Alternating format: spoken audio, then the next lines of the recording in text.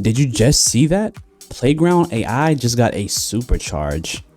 Playground AI uses stable diffusion to make images from text. So it's text to image basically. That's something that they've been doing now for a while. But what they just introduced was more fine-grained control over the stable diffusion model in order for you to manipulate your background, your subject, and other things inside of it. So let's take this example right here. Let's say you had, let's say, a picture of a birthday cake, you know, and a slice of cake in front of it on a plate, and you wanted to change certain attributes about that. Maybe you want to change like the spoon in the picture to a fork. That's exactly what they did right here. If you see in this video right here, they're actually highlighting this spoon and typing in the prompt change to a fork, and it changes it automatically. Not only that, you see the cake didn't have any candles on it, but with just a highlight in a text prompt, by adding the candles into the text prompt, it added the candles to the actual cake. It's actually pretty amazing. They're not even stopping there. You can also manipulate the environment. Playground.ai is doing a lot right now. So let's say you wanted to manipulate your environment and you want to have this photo right here turn into a more interesting photo. This photo they just did, all they did was highlight the background and said new landscape, Mars landscape, change that. And then they changed the background to change it to, hey, let's make this Mars. And just a few clicks highlighting it with the text prompt, it is there already. This is a super powerful technology. Not only that, but guess what? You can also change a person. What they did, this one, which I think was super cool, was they had this lady in the photo where she was standing still with a candle in her hand. But guess what? They highlighted the candle and made this candle into a lightsaber. They didn't just stop there. They can also change the background. So they made the background more Star Wars-ish. And then guess what? They changed this to a Star Wars character and just like a few clicks. And so now you can see like the before and after, where this person was just in a dress holding a candle to now a full person from Star Wars holding a lightsaber.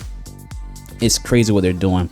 Also, I saw on their website that you can also draw rough, crude images, and the new AI can actually detect what you're trying to do with the prompt. So let's say you want to draw a few squiggles, like in this video right here, like drawing some clouds and then draw this boat. It can bring these little squiggles, little images to life into real nice, crisp photos. Also, this is one right here where this kid is like raising his hands up in the air and he's trying to do better, and like, you know, they're trying to like edit it. They had got a red highlighter and lit up the background to make it better. And guess what? They drew a cape on him, and then the AI automatically know what he's trying to do based off the text prompt and the highlighted space, and boom. And it doesn't just stop there. You can see like you can also get a collage of different photos right here. You can mash them together and get a whole new AI generation from this bear holding this balloon. Seems like they got a whole bunch of photos together, mashed them up, and got this bear holding a balloon. It's crazy right now. And guess what? This is all free. The free tier lets you generate 1,000 images per day. 1,000 images per day, that's a lot. Not only that, you can they have other pricing models where it's like you can get more images per day. Let's say maybe you're doing some type of business or you're doing some type of project, you can generate more than just that. They also have DALL-E 2, which is the people who made ChatGPT, OpenAI, they made DALL-E 2. And guess what? You can use that model as well, but it's a paid version. That's cool just to have different tiers of different models that you can use in order to generate these images. This is actually absolutely insane what they're doing right here.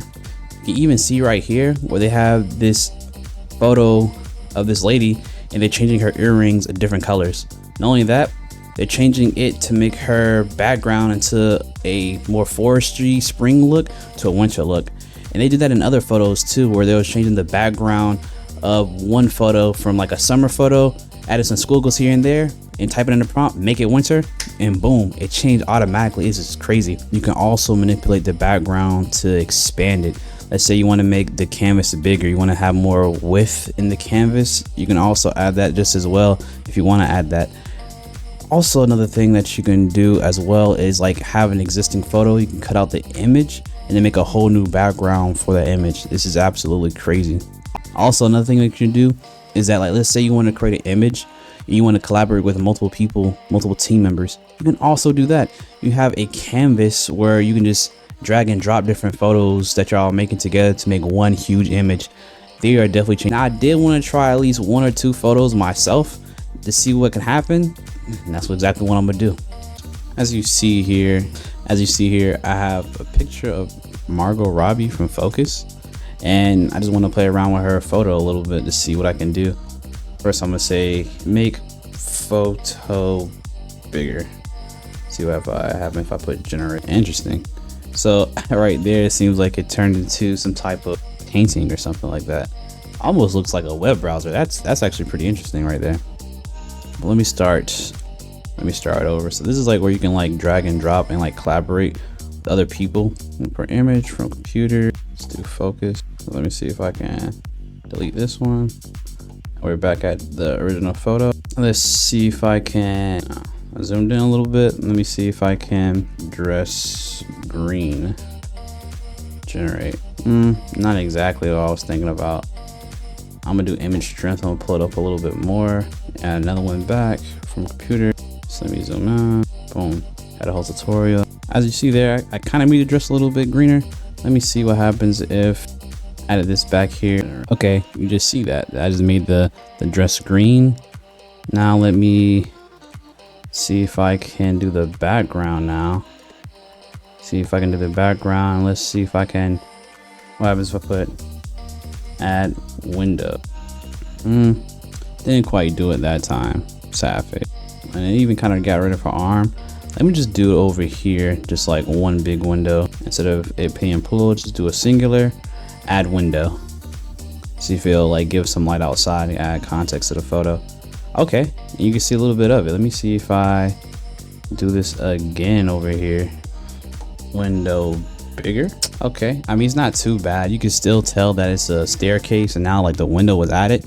You know, making the dress red to green actually is pretty cool. Even making the window. I'm not the best at this type of things. It's definitely not prompt engineering, but it's not too bad so far. And I'm pretty sure if you knew a little bit more prompt engineering, that this would be actually pretty amazing. But I'm gonna leave it right there. Tell me what you think, and if you like more of this stuff and you want to know more about AI technologies that are coming out, please like and subscribe because I will be doing more. With that being said, your boy Dex, not Dexter.